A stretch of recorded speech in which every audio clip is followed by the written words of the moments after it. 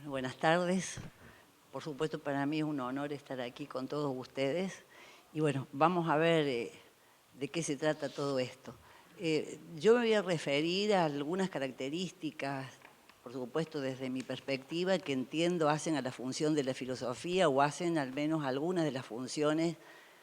insisto, desde mi punto de vista, que le otorgo a la filosofía o que se le ha otorgado a la filosofía a lo largo de su recorrido. Y voy a hacer alguna alusión, considerando que yo me atuve a los 20 minutos rigurosamente que me habían fijado, porque en ese sentido uno intenta ser respetuoso, pero bueno, si me puedo distender un poco, quizás pueda agregar algunas cuestiones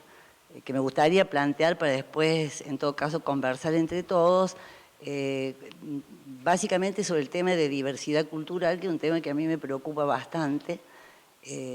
Digamos, el modo como este problema se ha tratado o no se trató en filosofía, o se trató muy poco, o se soslayó en más de una ocasión. Entonces, teniendo en cuenta esto que les decía acerca de cuál es la función que uno puede adjudicar a la filosofía, por lo menos los que hacemos filosofía sabemos, y quizás muchos de ustedes también hayan leído alguna vez cuestiones relacionadas con lo que voy a decir, en el sentido de que la filosofía contemporánea se caracteriza por una multiplicidad de perspectivas que afectan directamente su función. Así, la filosofía puede aún ser entendida como búsqueda del fundamento último de la realidad. Desde este punto de vista se pueden distinguir aquellas tendencias que intentan prolongar el carácter inicial de la filosofía como búsqueda del fundamento, atendiendo a sus implicancias ético-políticas, y otras para las cuales, en cambio, la búsqueda del fundamento delimita un campo estrictamente específico, despojado de aquellos intereses ético-políticos. Esto es, la filosofía como instancia crítica universal con respecto a la cual todos los saberes particulares y empíricos se encontrarían situados en relación de exterioridad y de inferioridad, ¿sí? Otras tradiciones conciben a la filosofía como una actividad capaz de propiciar y establecer relaciones de cooperación, mediación y trabajo con las ciencias empíricas y humanas, de modo tal que la filosofía asuma como tarea el logro, entre otras cosas, de la interdisciplinariedad. La interdisciplinariedad, siempre fue un tanto problemático para la actividad filosófica, al menos desde mi comprensión de la filosofía. Para otras perspectivas actuales, la filosofía habría abandonado su tradicional pretensión de fundamento absoluto y juez de las ciencias, convirtiéndose en el esfuerzo crítico por alcanzar formas de auto y heterorreconocimiento. Así concebida, la filosofía priorizaría el análisis de la cultura y la sociedad, interpretando el conocimiento como un producto social, ¿sí? De acuerdo con esta última propuesta, las prácticas epistémicas son comprendidas, al igual que otras prácticas, en sus contextos socioculturales. Desde este punto de vista, entonces, la filosofía no sería histórica ni lógicamente fundadora de conocimiento, sino que existirían condiciones y reglas de formación del saber a las cuales el discurso filosófico estaría sometido en cada época, como cualquier otro tipo de discurso con pretensión racional. Se trata entonces de estudiar y analizar los acontecimientos que pueden producirse en el orden del saber y que no pueden reducirse ni a la ley general de un progreso ni a la repetición de un origen. La filosofía como actividad crítica del pensamiento habrá de hacerse cargo de la productiva tensión entre una tarea relacionada con el establecimiento de condiciones universales de validez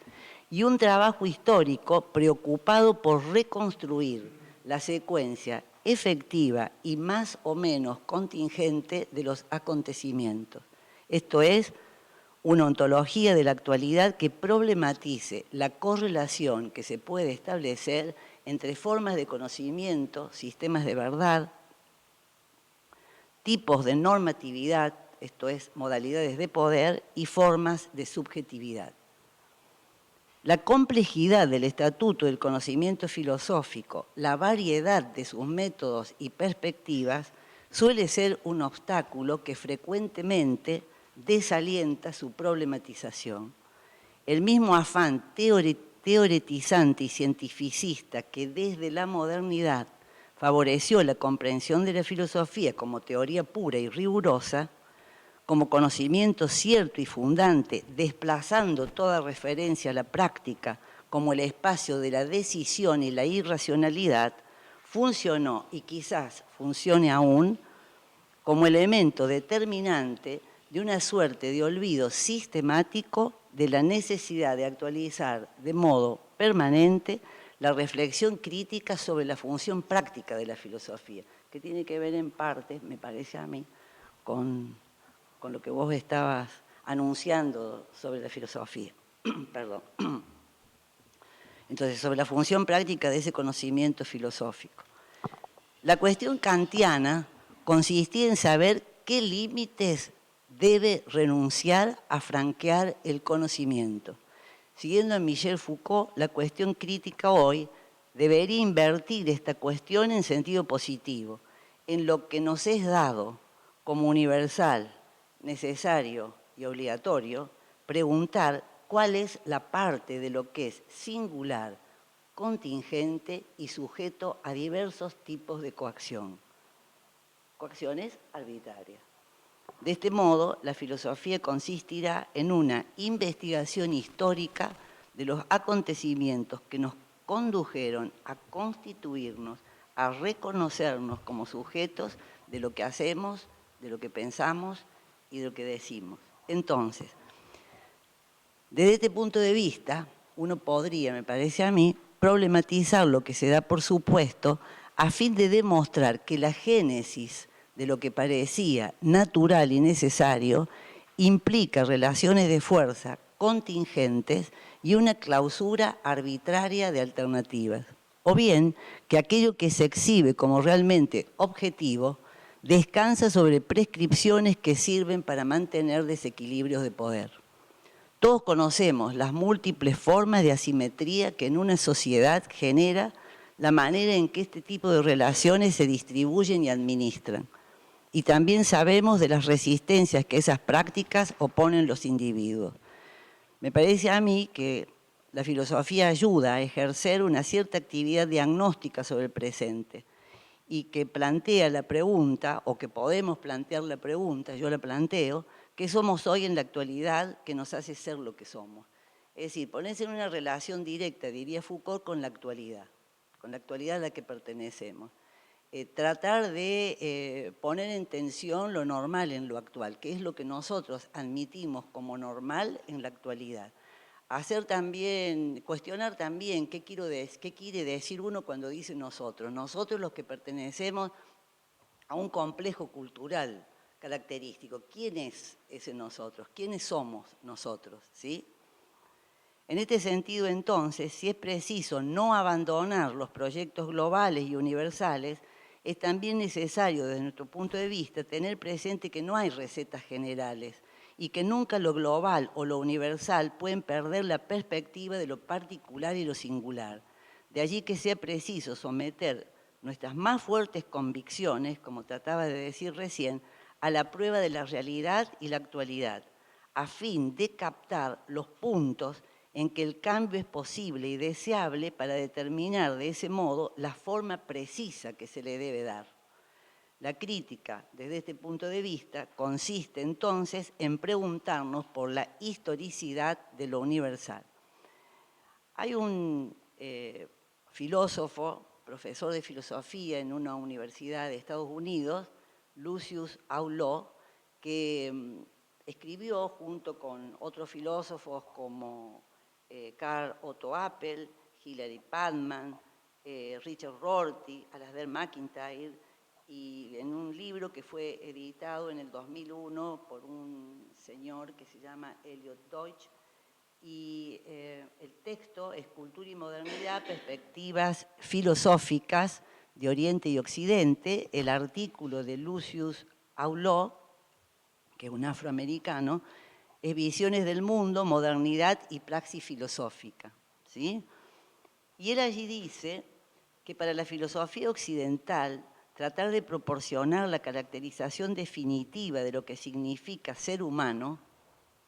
de lo que representa ser un hombre, como lo llamamos al ser humano en filosofía, sigue siendo una de sus empresas capitales. En general, dice Aulo,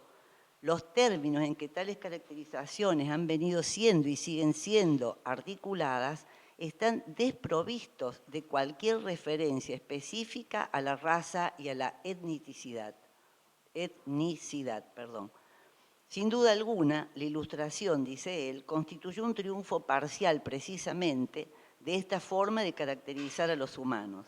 Al centrar la atención sobre lo compartido, en la búsqueda de la unidad y la diversidad, queda descartado lo individual y lo particular, generándose en el corazón mismo de la visión propia de la filosofía de la Ilustración una tensión entre lo compartido y lo universal, en la caracterización de la especie humana que hace que todas y todos seamos lo mismo, y su énfasis sobre el individuo libre y racional.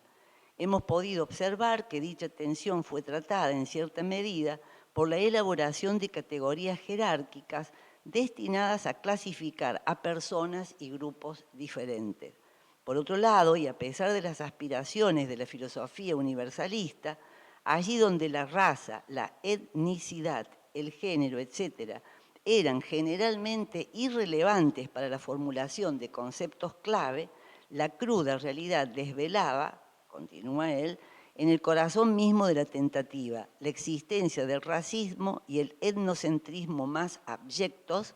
así como el sexismo y sus correspondientes desviaciones sociales. No son discursos muy comunes, o sea, hacer una caracterización de ese tipo, hasta donde yo conozco, no es muy común en el discurso filosófico, ¿sí? Por eso lo traigo a colación,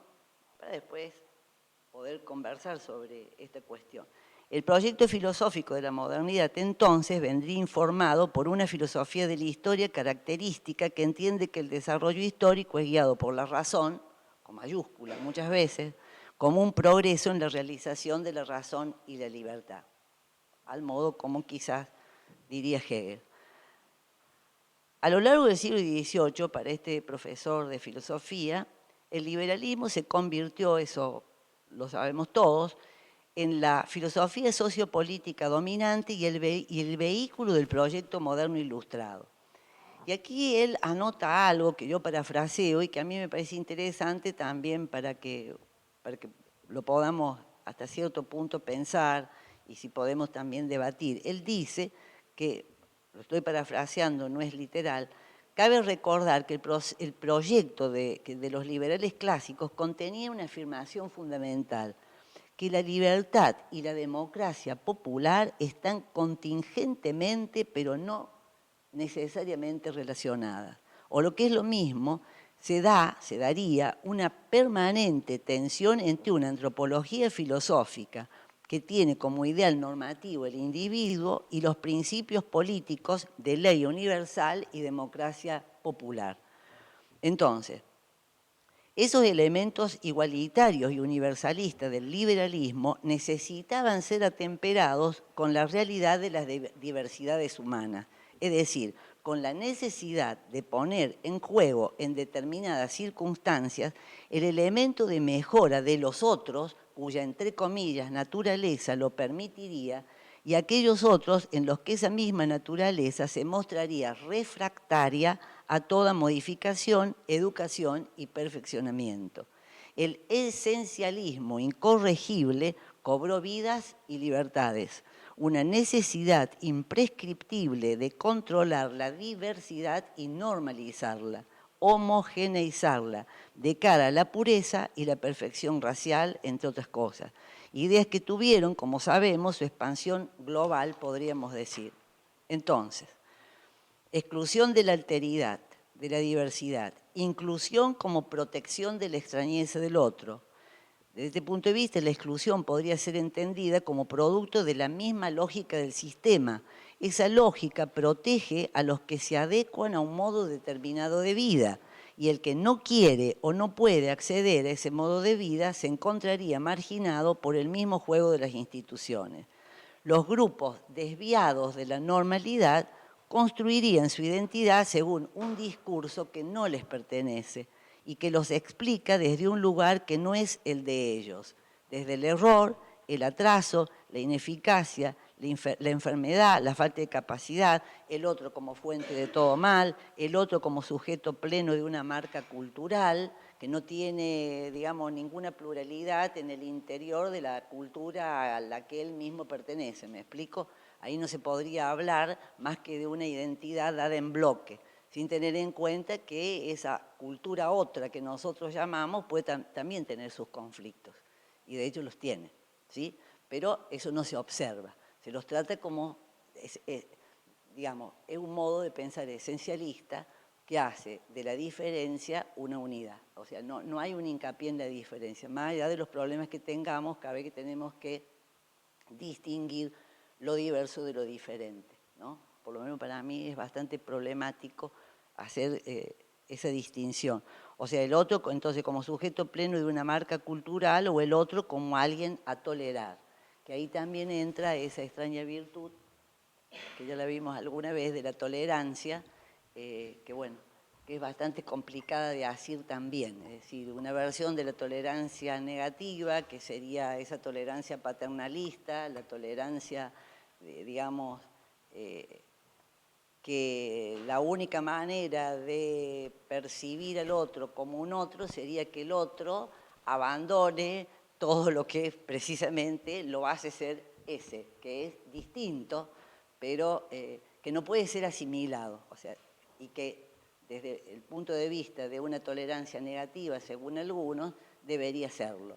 Y si no, una tolerancia vista desde un punto de vista positivo, que tendría que ver más con el comprender, con pensar poniéndose en el lugar del otro, cosa bastante complicada también, por lo menos desde el punto de vista conceptual, no sé si práctico, o no sé si prácticamente se podría hacer algo así, pero digamos, hay una versión de la tolerancia en sentido positivo que tendría que ver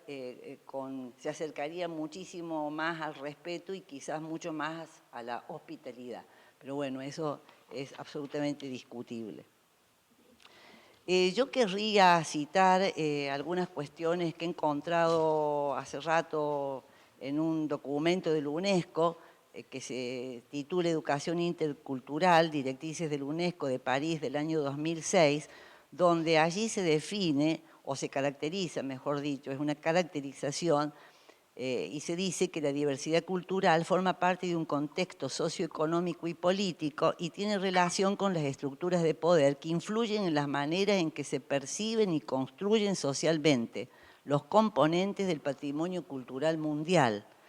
que las diferentes comunidades culturales que componen un Estado, una nación o cualquier sociedad humana tienen distintos grados de acceso al poder y la influencia políticos y económicos. A menudo los conflictos entre diversos grupos culturales se asocian a factores económicos y políticos, en los cuales la diferencia cultural puede ser un atributo y no necesariamente un factor causal.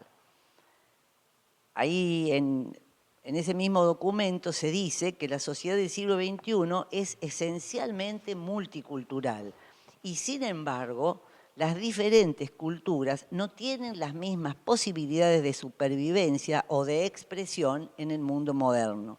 En el contexto, dice UNESCO, de conflictos políticos y de entornos constantemente variables, evolucionan y se adaptan. Algunas son más abiertas al cambio, lo que puede dejar a las otras, especialmente las culturas minoritarias, expuestas a la pérdida y el empobrecimiento. Sus valores y estructuras pueden debilitarse a medida en que entran en un mundo más globalizado, ¿sí? Desde ese punto de vista, la tarea consistiría en promover el interés en normas máximamente generales, que a la vez permitan la orientación al fin de la autorrealización humana. Como dice Gerard Vilar, en coincidencia con otros autores, En la lucha por el reconocimiento, la relación consigo mismo y la autorrealización individual resulta de la estructura intersubjetiva de la socialización. Los principios de justicia y solidaridad responderían, siguiéndolo aquí a Jürgen Habermas, a esos dos aspectos complementarios. El principio de justicia postula igual respeto e iguales derechos para cada individuo en particular, El segundo, el de solidaridad, exige empatía y preocupación por el bienestar del prójimo. La justicia en sentido moderno se refiere a la libertad subjetiva de individuos que no pueden delegar su representación en nadie, mientras que la solidaridad se refiere, siguiéndolo a Habermas, al bien de los camaradas, dice él, hermanados en una forma de vida compartida intersubjetivamente. Por otro lado, ya que algunos de nosotros nos dedicamos a la bioética alienta y promueve, por su parte, nuevas conceptualizaciones de ciudadanía que están presentes en los contenidos y debates de nuestro siglo. En Latinoamérica en particular, nuevas necesidades de reconocimiento de las identidades culturales particulares, tales como nuestras culturas indígenas, por caso, plantean un desafío a la concepción universalista y normativa del modelo liberal en nombre de una ciudadanía que, debiendo ser inclusiva, desplace definitivamente el objetivo homogeneizante de la sociedad en base a patrones normativos que terminan excluyendo la cultura particular y sus jerarquías valorativas, y que de este modo se concrete en una ciudadanía ampliada, multicultural. Como se lee en un artículo de Paola García, el concepto de ciudadanía multicultural tiene como fundamento la igualdad real entre los diferentes miembros de una sociedad, no solamente a través del trato igualitario propuesto desde la perspectiva de la ciudadanía universal, sino aportando respuestas diferenciadas a las necesidades de cada grupo. Ya termino. Sí. Entonces, en la lucha por el reconocimiento y la promoción cultural de los pueblos indígenas, mejor dicho, esa lucha, voy a saltear porque se prolonga, sino, digo, la lucha por el reconocimiento y la promoción cultural de los pueblos indígenas ha forzado a los estados latinoamericanos a concebirse y en cierta medida aceptarse progresivamente como naciones plurales, pluriculturales y multiétnicas. Esa posición ideológica se expresa en forma heterogénea en los países latinoamericanos y encuentra su máxima expresión en las constituciones de Ecuador y Bolivia, aprobadas respectivamente en 2008 y 2009. El hecho más novedoso de estas dos constituciones reside evidentemente en la autodefinición del Estado como plurinacional o plurinacional comunitario, lo cual va más allá del carácter pluricultural o multicultural que han incorporado en sus respectivas constituciones numerosos estados de Latinoamérica. Por lo tanto, y terminamos, de cara a las conceptualizaciones mencionadas que dentro de los límites de esta presentación forman parte de un debate que aún continúa, la propuesta consiste en pensar, entre otras cosas, un modo de enseñanza de la bioética que en la formación de ciudadanía se haga cargo de una tarea que es crítica en sus pretensiones analíticas, que es institucional en su compromiso activo con el conocimiento, sus condiciones de aplicación y sus efectos en la conformación ético-política de individuos privados y simultáneamente públicos, en tanto individuos que se socializan en matices culturales que los conforman y delimitan. Espacios, por otra parte, en los que se juegan sus identificaciones, sus reconocimientos, sus inclusiones y sus exclusiones. Por lo tanto, reflexionar críticamente, objetivar el modo como establecemos un tipo de relación con el otro, problematizar la manera como actuamos sobre las posibilidades de acción de otros sujetos a fin de modificarlas, transformarlas, corregirlas, censurarlas, apreciarlas o fomentarlas, es una tarea que nunca puede ser abandonada. intentar entendernos a partir de lo que hacemos a los otros y lo que nos hacemos a nosotros mismos, me parece a mí que es un desafío permanente a la sensatez de la reflexión y a la creatividad de nuestra imaginación. Quedó como un versito. Nada.